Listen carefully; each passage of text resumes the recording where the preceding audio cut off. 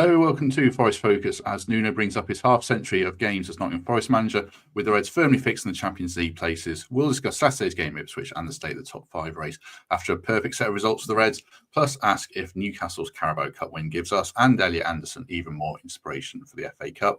Joining me to discuss all that and more, first of all, is Mikey Clarke. Mikey, morning, how are you doing? Morning, I'm fantastic. Are you good? I am. Looking forward to this. David Prutton, morning, how are you? Very well. Lovely to see all of you and looking forward to the chat. Good. What are you drinking this morning, by the way? I saw you pop in. Your late arrival. I know, late arrival, but with a hot cup of coffee. I mean, where's your priorities there? I'm so sorry. Just coffee in a mug that looks like a Bloody Mary.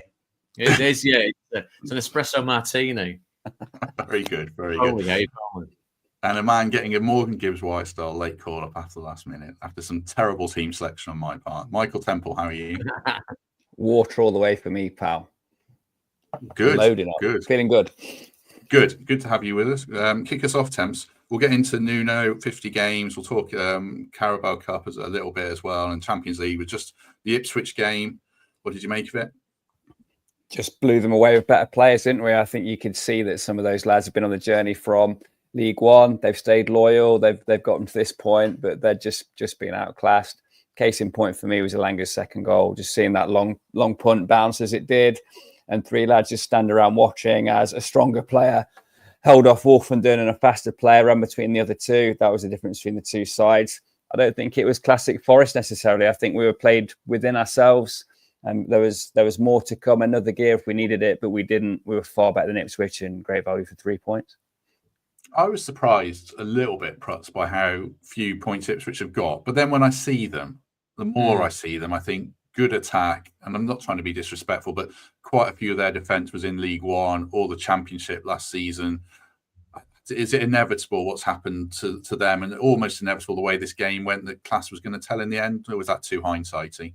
It's not too hindsighty. I think given the team and the squad that Forest have got and the aspirations of what Forest want and what they've really kind of created this season, the game, yes, I mean, if you were a bit more defensively minded, you might be a bit frustrated by a couple of goals being let in, but they were comprehensive, weren't they?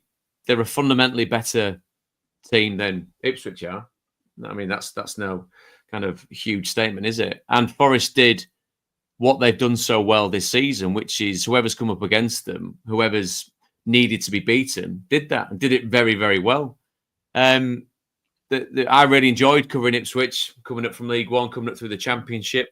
But once again, and this is not lost on Forest fans at all, that jump now is seismic, isn't it? The ability to just bridge the gap and hang on for dear life to get themselves established is harder than ever. And then there's different ways we've seen different clubs go at it. As we've seen, you chuck money at it, you get players in, you kind of skirt around potentially points deductions and work your way through that. This is all in the rearview mirror for Forest. These are the type of problems that these clubs are coming up that are potentially going to have to get anywhere near what Forest have done. So a lot of time for Kieran and his side, but fundamentally their team is a team that has come through together. Paul Cook put the seeds of it together and then brought through with Kieran, with players, as you say, that applied the trade all around the EFL. And I think as well, the recruitment that they made, they didn't go in for kind of banked on Premier League signings, did they? And maybe that's because of where they would be shopping, the money that they had to spend, even though they spent a fair bit of money. But as a collective, it just must be, with the greatest respect to an opposition side, from a Forest point of view, it just must be such a satisfying feeling to think, Forest should be beating them, and Forest comprehensively beat them, even though there's 2 goals gone in. It's a world away from us talking about consolidation, isn't it? This is a team that's running smoothly, a club that's running soundly, and turning over teams that it should. It's interesting, picking on what Prutz says there about developments and stage of developments, Mikey. It's interesting how fast things have changed for us in the last year. James Morton, who we both know, mentioned that a year ago yesterday we drew 1-1 at Luton going into an international break. And I went back and looked at that game, and we'd lost 4 in a row going into it. We were just about to find out our points deduction the following week. 6 of the players, interestingly, that started that game started against Ipswich with Hudson-Odoi and Dominguez. on the bench. The big thing that struck me about that game, though, was he brought Felipe on for Chris Wood and went 3 at the back and tried to shut it down, which he does now. And not with Wood, but, variations of that. And he's done that with Morato. Is one of the big things that we've seen. Nuno's sort of still the same manager, but he's got the players that he needs now to do that. And also he's improved a lot of our players quite significantly. Do you think, is that fair? Yeah, all of that's fair. I think we've got better players now. I think you can see what he did. I remember that game. I was really frustrated because that was a big game at the time, and it just shows you how far we've come. But yeah, better players. Just going back to Prut's point a minute ago, I was thinking while you were talking, Pruts, Ipswich have spent a lot of money. They've bought Smodics. They've bought, who was arguably one of the best strikers in the Championship. Jacob Greaves, who we were after, really highly rated. Jack Clarke, one of the best wingers in the Championship, and they're still a mile off. And it links into your point you just made, Matt. Just better players, fundamentally better players. Nuno's also had a pre-season with them where he can instill what it means and instill his style of football, and they've all bought into it. And yes, we try a similar thing now a year on, and more often than not, it works. And that's just the evolution, as we've all been talking about this morning, the evolution of the team and the football club. And, I'd love to say I do feel a little bit for Ipswich, but I don't really, because, we struggled for 2 years. We just about kept our heads above water. We've now had more Premier League finance. We've had, like we said, players that were bed in, they've bought into the system. And now when we make those changes, they'll understand more what it is. And we've got fundamentally better players, as I said. So, yeah, it just shows you, doesn't it? A year is a long time in football. Somebody said to me as well, we've made, I might have heard it on TV, we've made something like 50 odd points up on Man City from the previous year, which is absolutely insane how far this football club has come. And you did see the gulf and the chasm between those two teams on Saturday. You really did. Temps hit the nail on the head. We barely got out of second gear, and we didn't need to. Let me just show, talking of that and the swinging points. This is from our own Paul Morley. Thanks very much for this, Paul. This is the Premier League table for 50 games. So Nuno's been in charge for 50 games, and we're sixth in that table. 76 points from those 50 games. For people who are listening, not watching, I'll just run through a few highlights of it. Liverpool are top on 114, then Arsenal, then City, and then there's a big drop to Chelsea on 90 points. So like I say, we're sixth. Interestingly, the bottom three as the six promoted teams from those 2 years are absolutely horrendous. 33 points, 26, 25 if you pair them on league positions. What do you make of all that, Temps? The job that Nuno's done is 76 points from 50 games, from where the position he inherited for all the brilliant work Steve Cooper had done. It was still a huge job on his hands, wasn't it? Can't praise Nuno enough for the changes that he's made. I think the first thing he did was set us up so we dared to lose almost. We went out on the front foot. We weren't playing for draws. We were trying to beat teams. He found a system in which we could play a back four. We could accommodate two wingers and find a real focal point, number 9, which Chris Wood has been for him.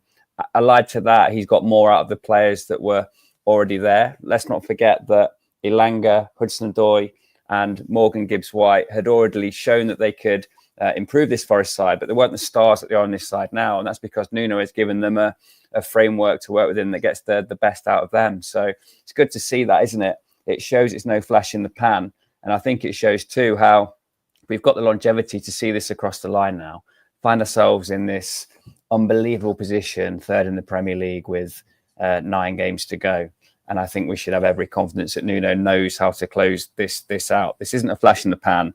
This is a form table showing how consistent we've been for 50 games now since Nuno's arrival. He's just shifted the mindset from trying to avoid failure, trying to avoid relegation, to trying to strive and get as high up as the league that you can.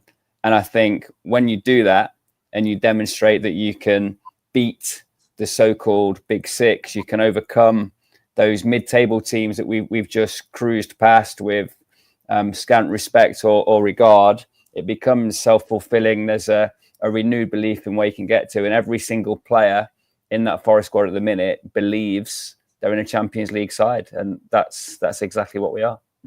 What do you think this says when you see that table, Prot? What do you think it says about the state of the Premier League? Because you've got Forest, Bournemouth, Fulham, all doing really, really well as promoted teams in the last 3 years. But then you see Leicester, Burnley, Southampton, Luton, Ipswich, Sheffield United, horrific. And then Leeds, Sheffield United, Burnley.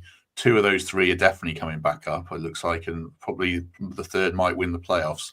As someone who covers the EFL extensively, what do you make of the state of the league today? It's a funny one, isn't it? Because as you say, covering it as we do and knowing it and really, really enjoying what it stands for and the type of football. I said the type of football. There was Millwall Stoke on at 12:30 on Saturday, which is a game that happened. If you don't need to tune in and look at the highlights. But those teams that you're talking about that can look so accomplished and so much better than the opposition in the Championship have then moved up and comprehensively been beaten, haven't they? And I think, is there a stat collectively that their points total between the 3 of them this season could be the lowest it has been, with 3 teams going down, and I think it's on a sliding scale going down as well, which I think for the broader health of the game, maybe you could class it as concerning, because the Premier League has only exponentially got richer, hasn't it, than the EFL? The EFL is different because there's 72 people to look after and it generates a certain amount of money. Whereas the Premier League, I think, other than potentially the NFL, it's the biggest kind of sporting corporation and the one that generates the most money. So that debate about how much the Premier League should share with the EFL and how that kind of divvying up of the money, there's not too many, I don't think, from a Premier League point of view, going, yeah, you can take as much as you want, because they understand the cachet of being there. Forest understand the cachet of getting back there, and it won't be lost on the owner at all either, will it? So from a financial point of view, I think it is concerning. From a playing point of view, it's the recruitment that I've seen with these sides, and some teams, the Burnley side that went up under Vincent Kompany that were wonderful and had really wonderful wide players like Samuel Benson, etc., just really couldn't cut it as a collective, could they? What we saw from Ipswich, their work with the players that they'd had and a good use of the loan market, hasn't worked in that respect. Leicester City, again, I'm sure Forest fans are gleefully delighted in that their approach hasn't worked. A change of manager hasn't worked. Appointments that they've put in haven't worked comprehensively. Southampton, I've got a real fondness for them as a former club of mine, but they've absolutely stunk the league up, haven't they? They made a managerial change, made absolutely no difference whatsoever. And there is a part of it, without sounding too kind of about the good of the game, that is concerning, because you'd hate it for it to be a kind of Super League in all but name, a boxed off 17 teams that are always there, that bounce between the two, with 3 bouncing between the two, and not making much of a dent in what's coming. Even the dogs agree with me as well. I did watch Leicester. Leicester were insanely bad yesterday. Like, it was hard to believe how bad they were, and seeing how bad Southampton were as well.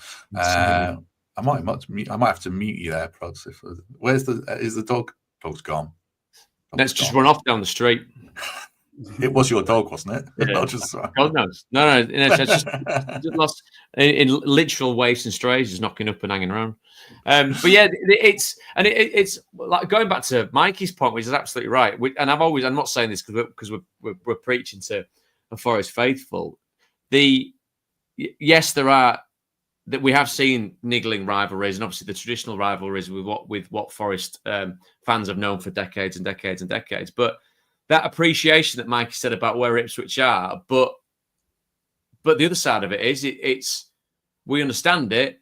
We've been there. You have our sympathies to a point, but sorry, it's football. 20 odd years away from the Premier League. I think you're well within your rights to say, I feel sorry for you, but not that much, because if you're going to talk to us about how hard it is.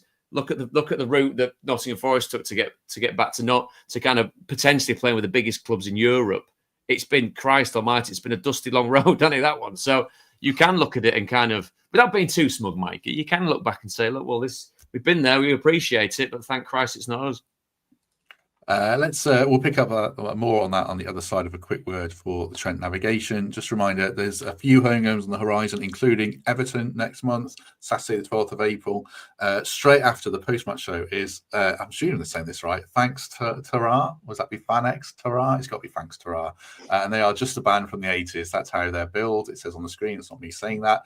You can get your food from the barbecue pizza kitchen and the outdoor bars. So do check that out. Especially, I think that band name's best read with a Nottingham accent, Matt. Try again. I can't do a Nottingham accent. I'd royally piss off the people in it. What you should have you're a local boy. Where's your Nottingham accent? I'm from Arnold. Yeah, but I think it's that's a phrase, isn't it? That's like one step removed from a up me duck.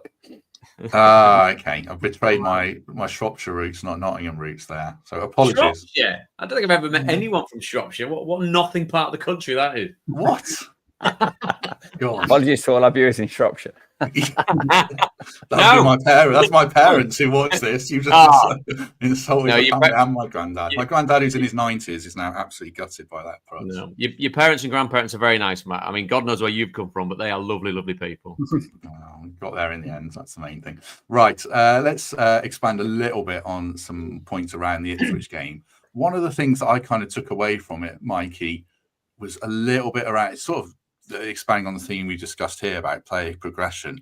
Like, I thought Nico was brilliant, Elanga was brilliant, and Nico's sort of the under the radar, and Nico Williams, not Nico Dominguez, who was good, but Nico Williams, under the radar hero of the season. And it shows the value of patience in players, I think, doesn't it? Because like his first season, I thought he was all right, question marks defensively, but I could always see there was a Premier League player in there. I thought there was, but now we're seeing the value of believing in a player, and a player who's sort of got a bit of Ryan Yates about him as well in terms of always answering challenges. Do you think? He does, yeah. I love Nico. I know Pete's a massive fan of him on this podcast.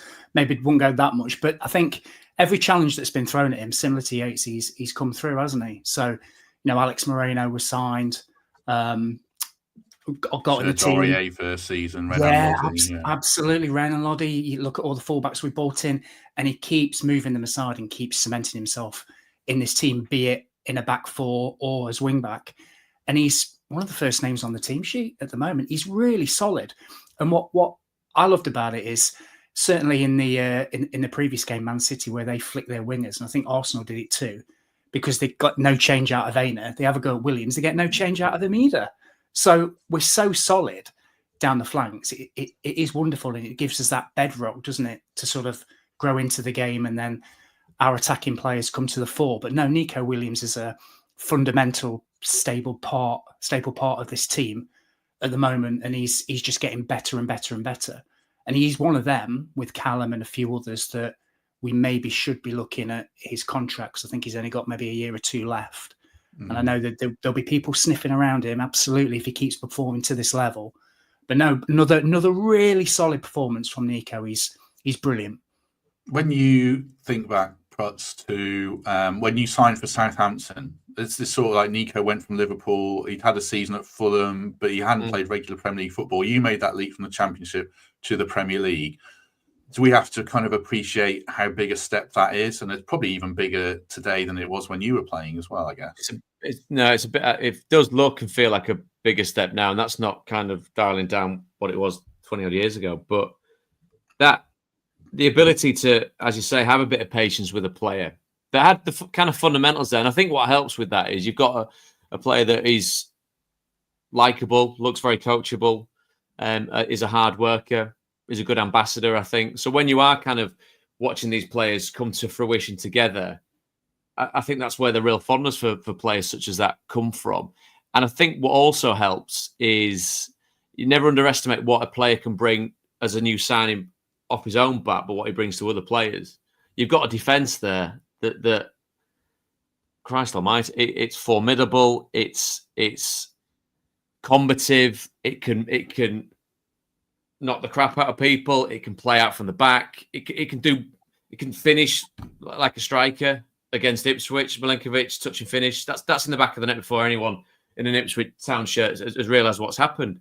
So as part of a collective, and then you look at how you work with a winger or a wing back or a wider midfielder. there's been so many things that have gone right and so much development at the same time. And as much as we've chatted on here in past seasons where we've got no idea what the recruitment process is, people just keep wandering through the door and we don't know what they're for. I think there's a lot to be very, very happy about with the way that they've brought real quality in. Just as I went back to what I said about Ipswich and their recruitment, Forest recruitment has been, in the last couple of seasons, absolutely superb, I think. And they've brought players in that have made a quantitative difference to the actual overall standard of the team and the ambition of the club, I think. And that helps players potentially that have got experience under the belt but want to go on that next level. And collectively, I think it's been a real positive for the way that Forest have gone about it. Interestingly, my Facebook algorithm for some reason threw up a training video from a Forest Facebook account of the centre halves and Nico Williams doing a finishing session. And Milenkovic's finishing was great in it. He was probably the best of the three, which was interesting, better than Murillo. So I don't know how that was coincidence, but it certainly struck me. Peter, thank you very much. 500 people with us, which is great. Do us a favour and hit like if you haven't already. Be much appreciated. Same sort of question around Elanga temps. Have we seen maturity in him this season around his role, this floating role? We tried him as a sort of a number 9 a few times. It didn't work at all. Have we seen an elevation in his game significantly since October time, do you think? We know Nuno's key tactical message now, don't we? Back to front as quickly as possible. And is there a better player than Anthony Elanga in doing that? Because he can be direct, as he was for both of the goals at the weekend. He crosses the ball more than any other player in the Forest team, and I think he just needs to add that poise and consistency, doesn't he? When he's had these hot streaks, there's also been 2 or 3 games when he hasn't been quite so productive, but his performance the weekend was truly exceptional. And I think in terms of his recruitment, that was us chasing a lookalike for Brennan Johnson, and we found one that cost 20% of the cash and is 1 year younger. He has the pace, he has the vision, he's a goal scorer, he's a creator.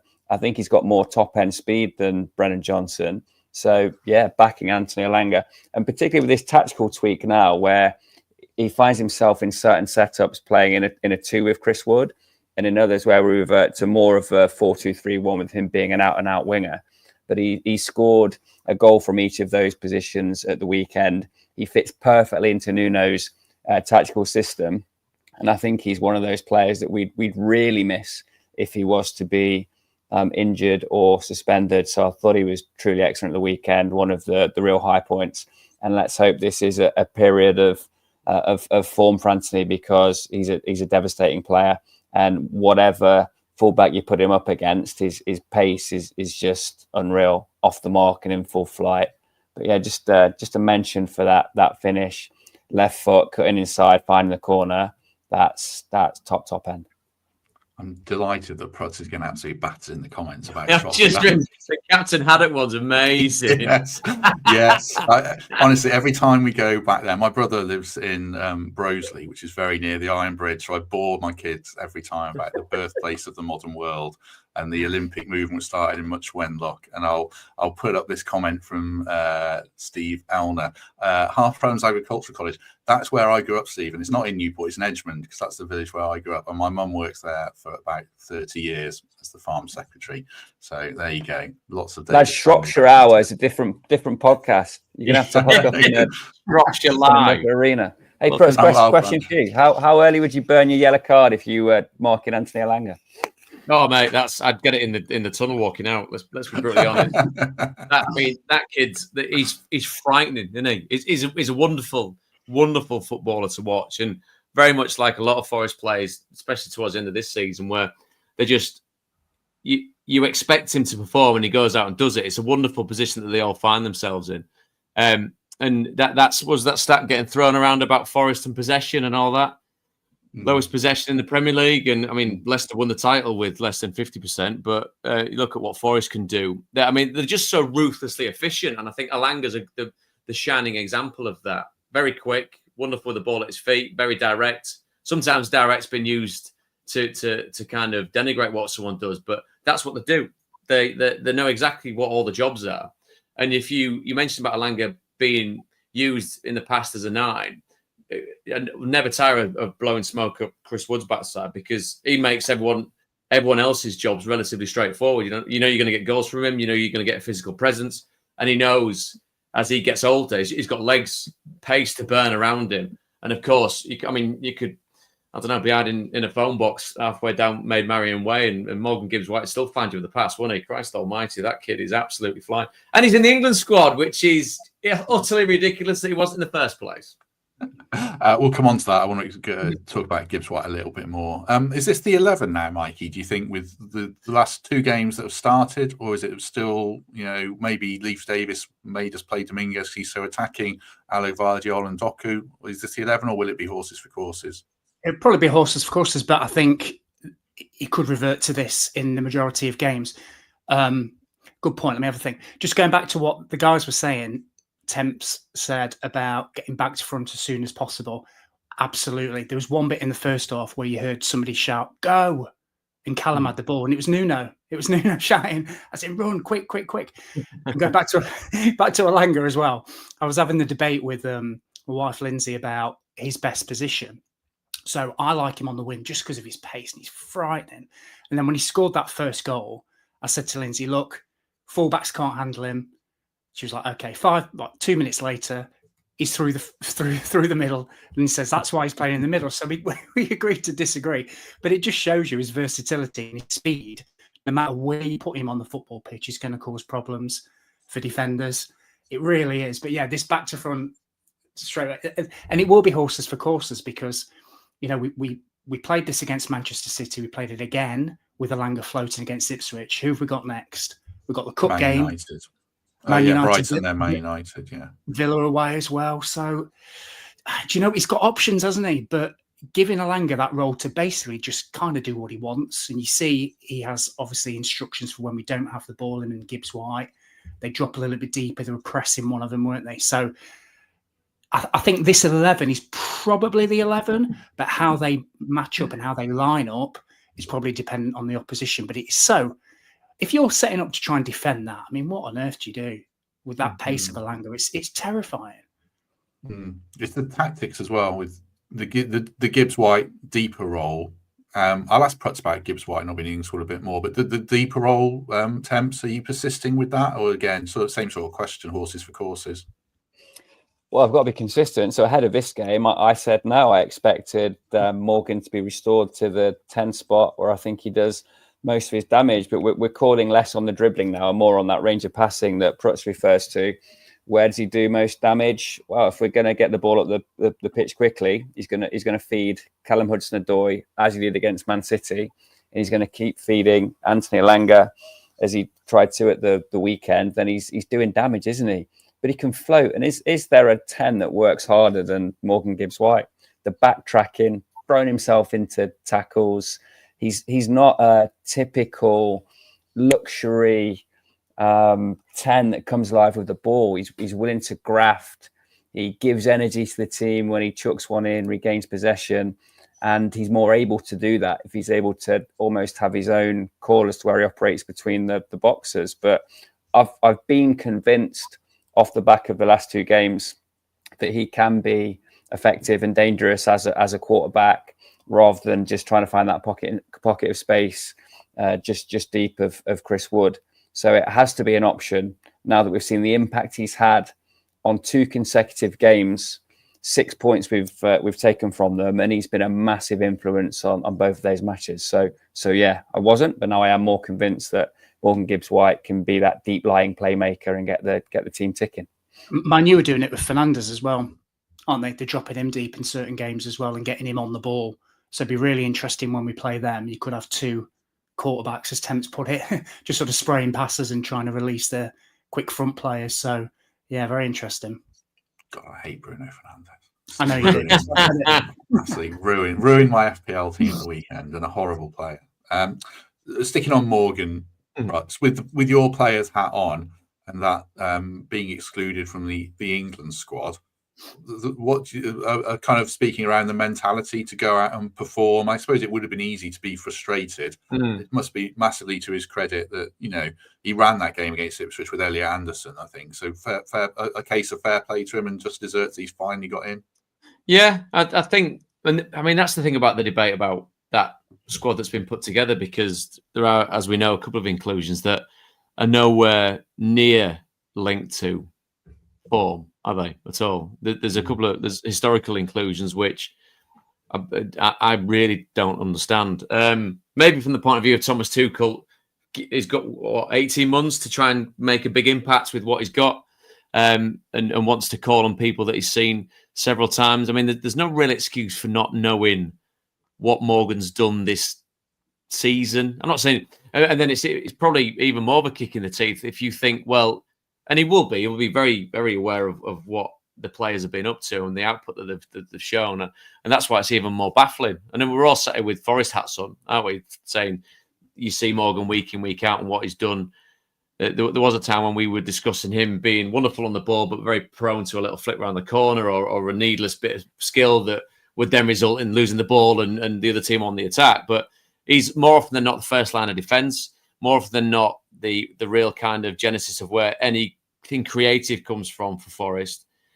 Works his socks off, and is in a team that at this moment in time sits third in the Premier League. So, I mean, there's not many other things he could have possibly done to get in. And the fact that it comes off the back of an injury to another player, so he steps up. Again, maybe there's something that you could be frustrated in that. But I think given what I've seen of Morgan and the way that he talks and the way that he loves the game, I think his first port of call will be buzzing to be there. He won't be kind of turning up going, ugh, I mean, about time you got on board with what I can do. But to go and perform as he did, to do his talking on the pitch and let the fans have their say in the stands, and my God, did they sing pretty loudly about what they thought was the wrong selection process. Now it's up to him to go and hopefully get enough minutes to be able to show competitively what he can do. Because, again, I go back to that debate, and it's raised for quite a while with England about whether you pick players on experience of what they've done for the country or whether they're actually the ones that are in form right now.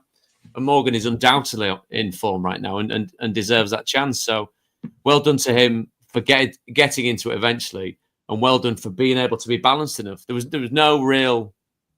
Another player, a more histrionic player, might have sounded off on social media, might have said something silly, but his job's performing for Forest, and the benefit of performing for Forest is Forest get themselves up the division, and he's got himself in the England squad. So no, I think it's wonderful. It feels right, and you're gutted obviously because it's off the back of an injury to a player, but that's how these sliding moments occur.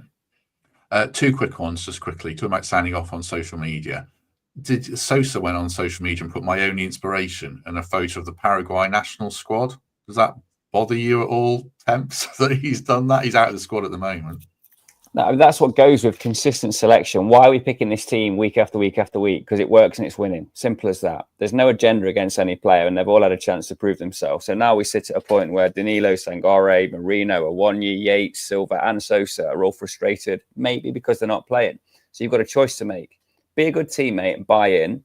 You're going to have some reflected glory from being part of a Forest team that finishes third, fourth, fifth.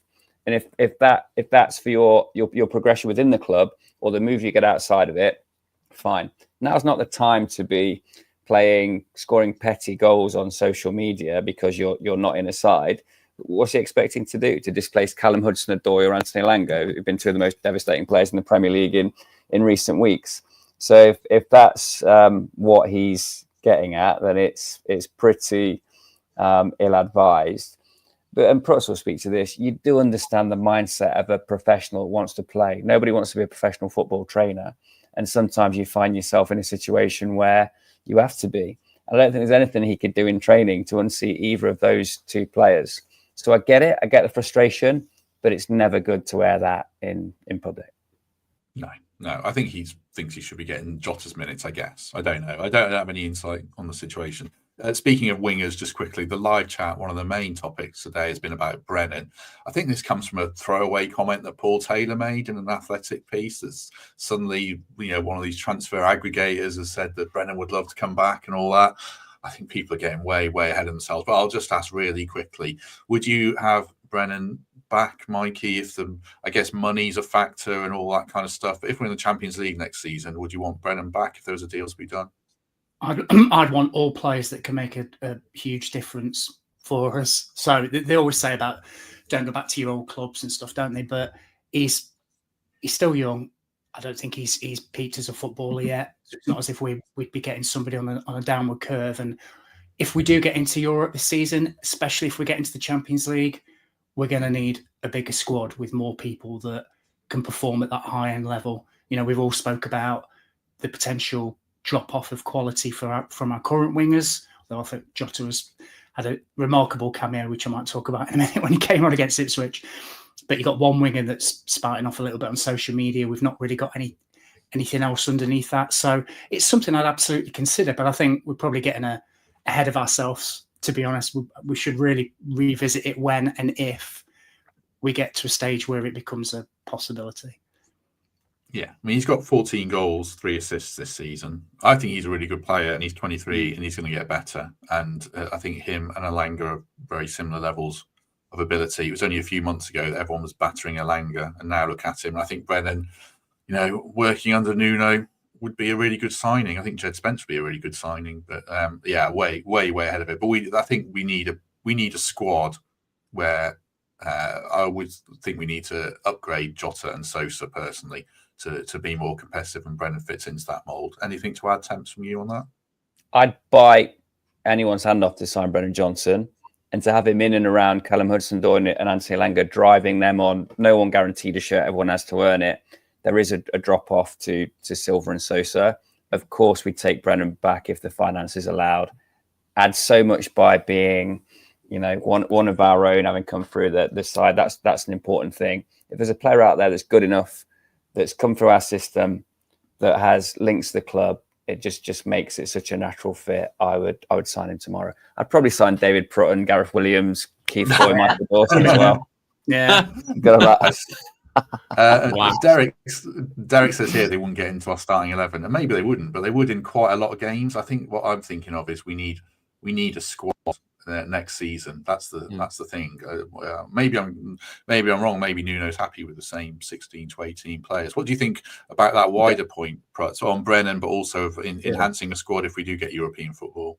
Well, I think where Forest are at right now, there's the potential to be able to foresee to a point what's coming and recruit accordingly. How often do you see teams that have managed to get to, say, Europe, and the workload goes up, and there's that regret or kind of debate about what should have happened in certain windows? I mean, even if you look at Liverpool yesterday and the week that they've had, there's debates about the team that's going to win the Premier League, about them not being prepared enough across the board for several fronts to fight on. And if that's the case with Liverpool with their financial muscle, then it should be the case as it filters down. I say filters down a couple of places to where Forest are. So I think those types of players, and I mean, there's always a bit of revisionism as well about when a player's been at a club. But if you look at what Brennan did, I remember doing the first game back for Brennan and booed when he got on the pitch. You just there scratching your head, going, "Really, boo? What?" And that I understand when that type of player moves on to that type of club, and it would have comprehensively changed his life from a financial point of view, without sounding too cynical. But as a collective, Spurs have been nowhere near it. Archie Gray's gone there, and he's, playing relatively well in a team as an 18-year-old that's just treading water, that should be doing fundamentally better, and will be looking enviously at what Forest have done and where Forest find themselves, and all the kind of plaudits that they're getting finally. So I think you'd have a player that would be hungry, that would love to be playing for Forest. Again, we're preempting this, that it could be so far down the line. And I think it's something that, if the finances work, should be thought about. But on the flip side of that, if you see a Nottingham Forest side getting ready for Champions League football, then with the greatest respect to the players that we're talking about, you're then moving away from this level, which is already high on a shopping list. You're looking bigger, because if you are of an international stature, if you are wanting to come to England and the Premier League for a big Premier League football club, take them for a walk around the City Ground. Show them a game that's packed to the rafters. Show them the atmosphere. Show them the training ground. Show them the plans to develop the main stand. You know what I mean? The Forest, again, with the great respect to the players that we're talking about, you might be sinking huge fees into some massive players, and suddenly you go, wow, those kind of desolate days really are in the past, because we've got full internationals here that are knocking on the door of getting Forest aiming at not just the top 4, but the top 1. Yeah.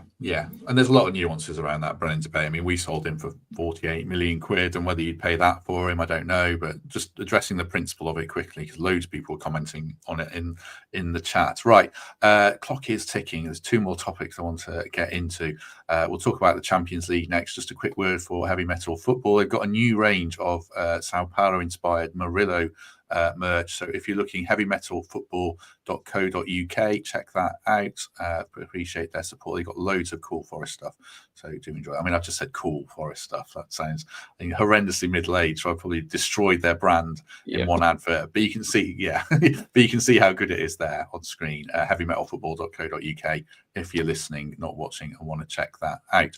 Right, state of the Champions League race, just briefly. Then we've discussed it a lot, but obviously it changes every weekend. Mikey, I mean, I don't think it could have gone better this weekend. Obviously, we win. Man City and Bournemouth, Man City and Brighton draw. Brighton really should have won that game as well, watching the highlights back. And then Bournemouth lose to drop all the way to 10th. But it's very tight from 5th down to 10th. But we've got this now 7-point cushion on Newcastle in 6th, who've got a game in hand. Too early to say 1 foot in the Champions League, obviously. But how confident are you now? Well, we're in the driving seat, aren't we? I think that's for sure. If you look at the fixtures that we've got coming, there are games where you look at that, certainly our home games, and you're thinking, yeah, if even half of Forest turn up, we're going to win that. So my head tells me maybe 4 more wins might do it. 4 more wins and a couple of draws, and we're very, very capable of doing that. I'm going to shoehorn something in now, Matt, but I will link it to this answer. So what I really like about it is we have relied heavily on Chris Wood's goals this season. He's not scored for a few weeks, and what you're getting now is a lot of players chipping in around him. So Gibbs-White, Yatesy, Jota, Callum, Elanga, obviously, at the weekend, and Milenkovic, who has got 4 goals in the league now, which, here's a stat for you, is more league goals than any Southampton player this season. So Joe Aribo is their top scorer in the league with 3 goals. Milenkovic has 4. So that just shows it's also the first time we've done a double over a team that, since promotion, over a team that hasn't been bottom when we played him in the second game. Because obviously we did the double over Southampton and Sheffield United. So it just shows you how far we've come. So go back to your question, told you to chew on it in. Champions League, we're breaking stuff all the time this season. We're breaking records. We're causing upsets. We're showing what we're all about. Every single week, we're coming up with these things that we've never done before, haven't done for numerous years. And the final one that we're reaching for over the horizon is the Champions League spot. And all we need to do is just continue what we're doing. We don't need anything out of the ordinary. You look at our games, I think we're playing 2 of the teams in the top half. It's there for us. It really is there for us. We just need to stay calm, keep doing what we're doing. Don't break the plan. We know what we're all about. Don't try and do something you haven't done all season. That home form will get us over the line. I'm going to make a prediction now. I'm going to predict that by the time we play Chelsea, we'll have already qualified in the last game. That's where my head's at. Very nice, very nice. Thank you to Brucey for good words on Heavy Metal Football. There you go. Don't listen to me, listen to him. Thank you very much, Mark. Mark Watchorn, for signing up as a member as well. Appreciate that. Talking of predictions, there's a funny video on Twitter of Temps's ever-evolving predictions from the start of the season to 14th, all the way up through the points tally to wherever we are now. So as Susanna asked, can we get Temps's latest prediction? Thanks for that video. I really enjoyed that. I would have retweeted it, but I've been locked out of my Twitter account. But yeah, shall I give another soundbite to this person to show my evolving prediction through the season? Yeah, sack it, I will. The best thing I heard on TalkSport at the weekend was an old boy who said he's already nauseated by all the European Cup, Cloughie era nostalgia that's going to just be pumped through every bit of coverage of Forest in Europe next season. I can't wait for that. Birtles and McGovern rubbing their hands together. They're going to do the rounds of all the clubs again, charging to roll off the greatest hits. But yeah, to that person that spent all that time clipping my predictions together, I do now feel we've got our feet in the Champions League. I do think we're going to be in the group stage of that competition. And I couldn't be more excited or proud of the team for getting us to that point. Everything went our way, and I think what we're seeing is the drawbridge for the top 5 is getting lower and lower. Man City dropping points right, left, and centre. There was a tap in back stick for Brighton that they missed to take all 3 points from that game. Arsenal showed that they had more than enough to deal with Chelsea at the weekend. So I think Paul Morley's prediction in the comments is probably about right. 3 more wins and a few draws gets us to where we need to be. I'm not getting caught up in this chase for the top 3. Did we want Chelsea to beat Arsenal so we had more of a chance of second? It's a binary thing for me. I want to be in the Champions League by any means. League position is almost irrelevant beyond that. But yes, let's throw some fuel on the fire of this person that likes to mash together my evolving predictions. We are going to be in the Champions League next season. Well, it is Susanna who says she made the video. Susanna, well done, Susanna. Thanks for that. Give me a giggle and give a bit of ammo for all my mates to rip me as well. I did watch of the other games at the weekend. I only saw match of the day for City and v Brighton. I watched Bournemouth v Brentford. Bournemouth were a funny team. They played well and still lost. And as soon as Brentford scored, Bournemouth didn't look like scoring. So that was interesting. And then Newcastle, obviously, flying. Chelsea v Arsenal, the bit I saw was absolutely rubbish, the game, and Chelsea were terrible. So I don't know, how are you viewing it with a slightly more wider vantage point, perhaps a slightly more neutral one? How do you see the Champions League race? No, I think we should get to the stage now of the season, going off what Mikey said with regards to who Forest have got left, that it's very much about them completing the business of the season in the way that they've done thus far. The question marks outwardly that have been pointed at Forest to whether they can keep the pace up, I think are resolutely getting answered every week. The teams that they've been beating, be it Manchester City, be it Ipswich, they've gone about it in a way that suits that particular game. We're going back to the horses for courses shout as well. So it's now where we see just how good collectively and consistently the Forest side of this season can finish, because the only thing to stop them is any form of wobble internally. The form and the fitness of the side is really, really good. They've got that second batch of players that, again, we question potentially the long-term quality of those players to really make sure that this is a well-rounded squad that fights on different fronts. But they've got the personality behind them to keep pushing them. As you say, we use Yatesy all the time as an example, but he'll be thrashing them on as much as anyone else to make sure that they finish as high as possible. Nuno will want to be associated with the Champions League qualifying football club, and the owner, I'm sure, there's no wallflower, is it? That's an understatement, but I'm sure he's in his own unique way kind of affirming the point that this is now an expectancy, I'd say. And that's not to say that burdens them with any other weight of expectation at all. The professional side of what they've done so far has given them the ability to professionally get it taken to the end of the season. And other than a fall off a cliff, which nobody can foresee right now, it's only them that would shoot themselves in the foot, because a lot of the hard work's, a bulk of the hard work's been done. The hardest bit comes now in getting over the line, but they've got it. They've absolutely got it. The kind of inconsistencies of the teams around them helps, but Forest are there absolutely on merit, and I believe will finish on merit in the Champions League. Yeah, I think so. I just can't. I'm not tempting for any touch words. You'd have to take an absolutely catastrophic injury crisis for me to worry. I think I'm pretty hopeful that we'll finish fourth. I still think City. I don't know. Actually, you watched City; they were terrible, but they're we keep saying that. And going back to Temps's point, the type of miss that is a glaring one in the Premier League that doesn't seal all 3 points. Well, and we're all not guilty of it because they've set such high standards and normally come bursting out at some stage of the season, just remind us all how good they are. But I think we're genuinely seeing a properly transitional season, aren't we, with Manchester City? And some of the signings that they made, just at this moment in time, haven't hit the ground running at all. So we are waiting, because you do feel that there is always them that are going to creep up on people. But for some reasons, gut feeling is that they won't. Temps is just half listening to Prutz, obviously, because he's just WhatsApped the latest Champions Leagues odds into our group. Half listening to Prutz. What? Yeah, at best. Fully invested. Fully invested. Forest are 2-7 on for those who follow that stuff. Arsenal are 1,000 to 1 on after beating that rubbish Chelsea team. And then City are still odds 4 to 1 on to finish above us.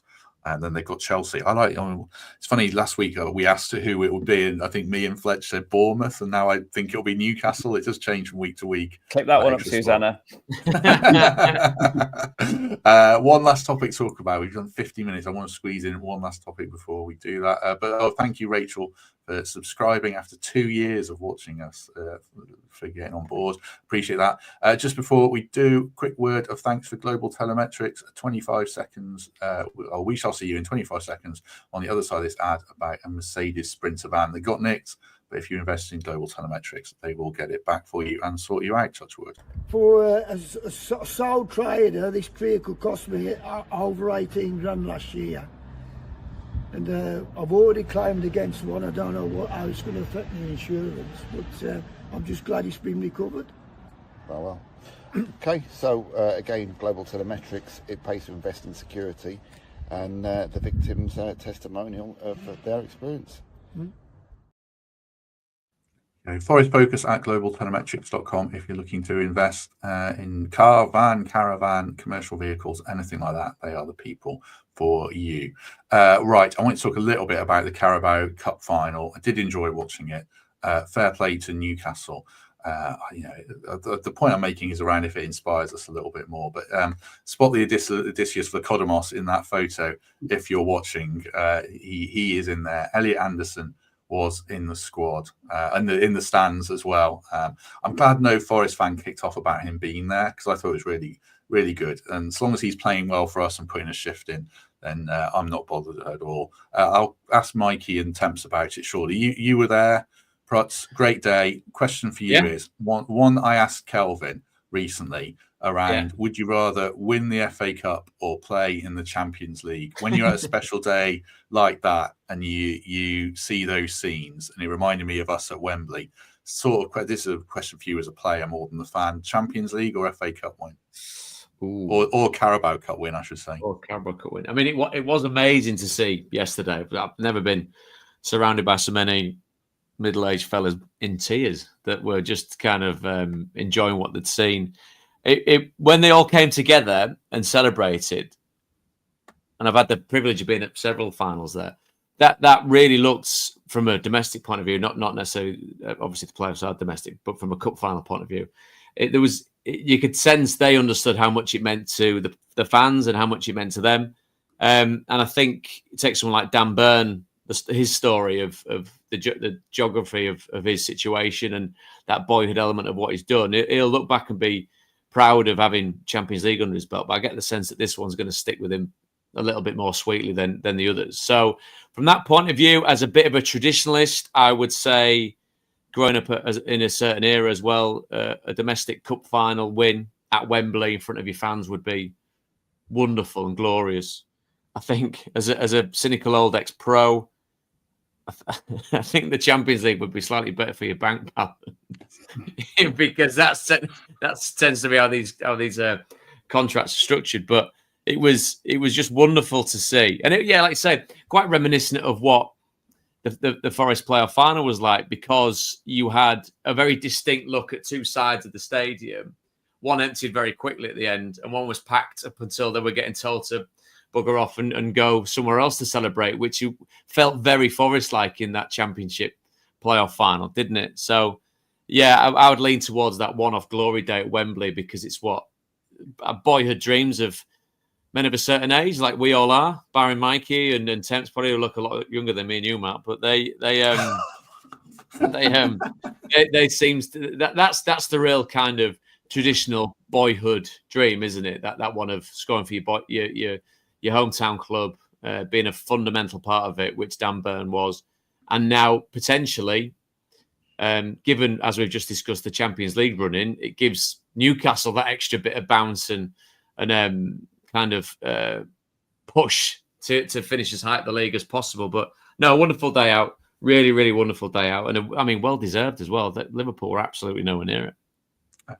Temps is like 2 years younger than me, and Mikey's older than me, so I'm taking way. further offence. You're really, on fire today for offending me, Prutz. I won't ask these two lads the same question, partly because we've discussed it a lot, and also, like we just discussed how confident we are getting the Champions League. I still think that happens, even if we get to the final. So, Mikey first. Just watching that though, does it make you even more fired up about the FA Cup? It's gone a bit under the radar for me because of the Champions League chase. But now when I see that and it reminds me of Wembley, it's like, oh yeah, I'll have some of that as well, please. You just saw how much it meant, as Brooks was saying, to the fans as well. So today I've got my Hartlepool away kit on, because that was all, like yesterday was big for the North East in general. Like the amount of attention you get and the feel good factor. And there's a lot of Forest fans up in the North East, and I just thought, and Temps is right. I remember, that's right. I remember the Championship final. Everybody around me was crying after 75 minutes. Never mind when we'd won it, because you knew what was coming, and you're just counting the clock down, and you could see, and it kept panning to the fans, didn't it? And you could see the nerves, and because they just knew if they could just hold on, and I was absolutely delighted for them. To get that over the line, and really pleased for them. But I think going back to Forest, I think you'll see it just shows you, doesn't it? I think you'll see Newcastle push, but it's ours to lose, and I think both teams will qualify for the Champions League. And if you're asking me, because I will answer, I'd probably want Champions League, because I'm looking longer term. And if you get in Champions League, you get better players in theory, attention to the city, more money, it establishes you up there. But you cannot be one-off success, and all those fans and those players will never forget that day, just as we'll never forget the Championship playoff final.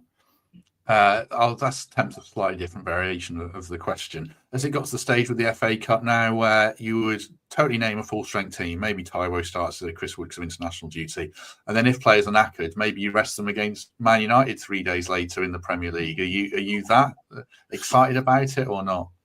Everyone in the comments just says both, but on a practical level, what that means is how do we manage those playing resources across Brighton on the Saturday and then Man United on the Tuesday night? It comes to the crunch. He's picked an increasingly strong side. We put a better team out against Ipswich than we did in the previous round, but Chris Wood's not going to come back from Fiji and start both of those games, is he? It's unlikely Morgan Gibbs-White is going to start both of those games, so there'll be an element of rotation. But I think now this is the element of risk. Nuno perhaps does think that he's going to qualify for the Champions League and could risk starting a stronger side in the FA Cup, which is a one-off elimination situation. I suspect he won't. I suspect we'll see a stronger side out for the Man United game than we will against Brighton. It's Champions League for me over winning the FA Cup. And just a point on Newcastle. The Geordie Nation, incredible. Like the manner of the celebrations and everything else, just seeing that yesterday was really good. And I think we've emerged as the closest thing to them in terms of the club that's trying to upset that traditional top six. And it's really refreshing to see. So I would far rather see Newcastle win that trophy than the familiar names who have become a bit of a cabal and voted against the things that these upstart clubs are pro of, like associated party transactions, like profit and sustainability rules, all designed to feather the nest of an established order. And now we've seen how badly wrong it can go if you don't get your recruitment like Man United. If you can't be consistent, you're just relentlessly attacking like Tottenham Hotspur. And on the flip, what can be achieved if you have 3 consecutive windows of considered recruitment, positive managerial appointments, and an attitude and a set of results on the pitch that gets you to where we are now and where Newcastle were yesterday. So fair play to the Geordies. They've done us cocky little upstarts proud. And a little warning shot to the top 6. You're not going to have it all your way for a while now. Quick last question for Prutz from just what Temp was saying there. I know what Gary would say if he was on. What do you think of this notion of rotation and rest Saturday, Tuesday, when the EFL teams do it, Forest did it forever, you did it forever? Do we need to worry about rotation between a Saturday game and a Tuesday game at this stage of the season or not? I just think that the monitoring of the players will be at such a high level that they'll know exactly what is needed and what is available for each game. Right. I mean, and that's one of the comments said before as well about you. When you hear, as just by way of comparison, Tottenham and Ange Postecoglou going on about the injuries that they've had, and you look at Forest, and I'm not saying it's luck. There is an element of luck with regards to the fitness of players over the course of a long season. But whatever they're doing collectively in a holistic way of looking after the players is working, and they should be congratulated for that. And I also think that there'll be the players in consecutive games will be absolutely chomping at the bit because they want to be part of a team that either wins the FA Cup or qualifies for the Champions League, or potentially wonderfully does both. So that will be felt in training. That will be felt very keenly in whatever sessions they're doing in training. As I said, there's a bank of players that aren't starting every single game that will be right at it to make sure that the ones that do have that that privilege to a certain degree, but the privilege comes from their consistency that gets them in this starting 11 every week, that keeps them on their toes. So I think you don't needlessly rotate. Let's be honest, we're talking about a manager who thinks deeply and understands deeply the players that he's got at his disposal and what the football club wants and what the ownership wants. So I think we can really trust in him to deliver the performances and the formations and the tactics and the personnel for each and every game between now and the end of the season. But from a playing point of view, when you are at this stage of the season, looking towards Easter and the end of the season's kind of looming on the horizon, you feel good. You never feel 100%. So there'll be a lot of legs and minutes a lot of minutes in the legs. Sorry, but given how exciting the times are, you'd be knocking the door down to be playing every single game, regardless of whether it's an FA Cup game or one of the slightly lowlier Premier League teams like a Manchester United. I'm conscious we've done over an hour and people have probably got stuff to do in the live chat and on this panel. So we'll just before we end it, great to have 600 plus people with us. Do favour, hit like, do hit subscribe, consider channel membership or Patreon, or just that lovely 5-star review. Michael Temple, anything you want to add before we depart? Just a little bit of Milenkovic love, because I don't think we've given him enough today. Defended solidly again and took the goal like a poly centre forward. Little touch on the thigh, half volley, buried it, got us on our way. He's a rock, and he's another one of the reasons why we're going to be in the Champions League next season. Wednesday's guest is Paul Hart, so I was going to ask him all about Milenkovic from a defender's point of view. So we'll have some Milenkovic. He'll absolutely love him, Paul. I'm sure he will. He'll be very, very happy with what he's saying. Yeah, I'm looking forward to speaking to him in a couple of hours, actually. But that'll be out on Wednesday. Mikey, anything from you? Yeah, just 2 quick things, if that's okay. Just want to shout out to Dwayne, who does the Own Miss Rolling In fanzine. Sorry, some people may have bought that. It's available from the MSR newsagents near the ground and outside the Waterfront pub, I think. Waterside pub, sorry, on match days. It's really good. It's £3. Can really recommend it. So it's all the Forest fans sort of share their love in print. For those of you who are a bit old school like me and like reading stuff like that, I know Pete contributes. You are much older than me. Yeah. Well, anyone like me who likes to pick up something and read it, I can really recommend it. It's really good. And the only other thing as well is, Matt, are you looking forward to tomorrow? Because obviously Global Telemetrics is sorted us out that race day. I'm your +1, which means I get to hold your handbag when you're in all the fancy cars going around the circuit. Are you looking forward to it? Yeah. I've already said you can take my drive if you want. But yeah, I reckon you should nick the Ferrari. Let's see how good they really are when you're pegging it down the A1. Yeah. Matt's definitely one of those. Like, remember your grandma back in the day that just used to hold the seatbelt across with a bag on her knee. That's 100% you in the passenger seat, in it. And like, just very jumpy in the passengers. You know where these perceptions of me come from? Poor Matt Davies, he's getting buried today. This is like Adrian Childs on Martin O'Neill again. Oh, he deserved that, though. David Prutton, dare I ask, anything you want to add? No.